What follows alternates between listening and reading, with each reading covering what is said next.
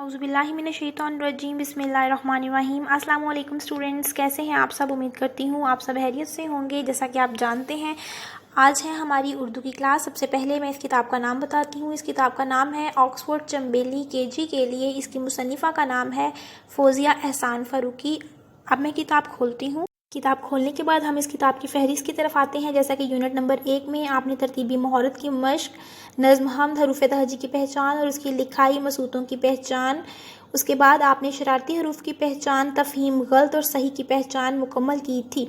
उसके बाद हम अब नोटबुक पर वर्किंग कर रहे हैं हरूफ तहजी की आधी अशकाल, मतलब कि हरूफ तहजी जो पूरी लिखाई की जाती है आपने उसकी आधी शक्ल लिखनी है। तो वो काम हम अपनी नोटबुक्स पर कर रहे थे।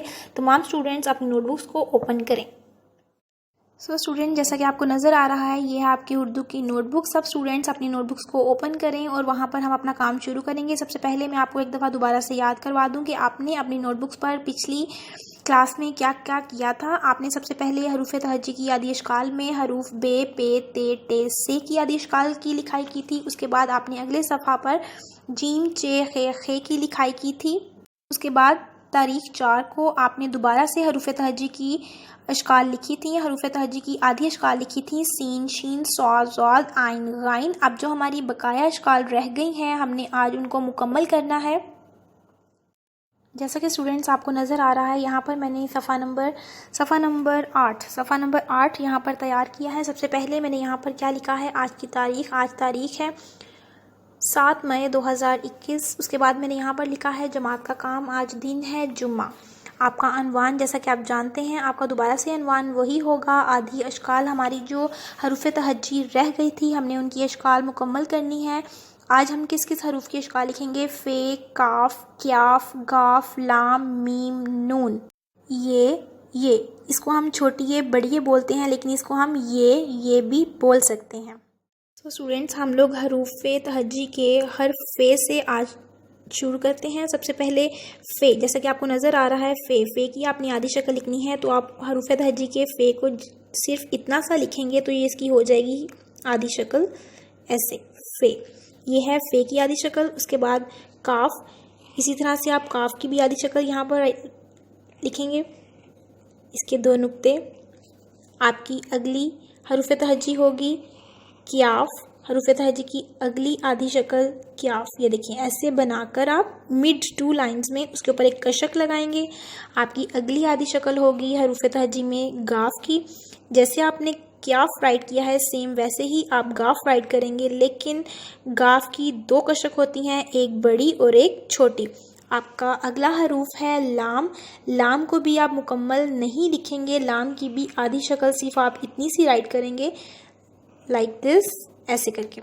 ये हो गई लाम की आधी शक्ल। उसके बाद मीम की आधी शक्ल आप कैसे लिखेंगे, ये है मीम की आधी शक्ल।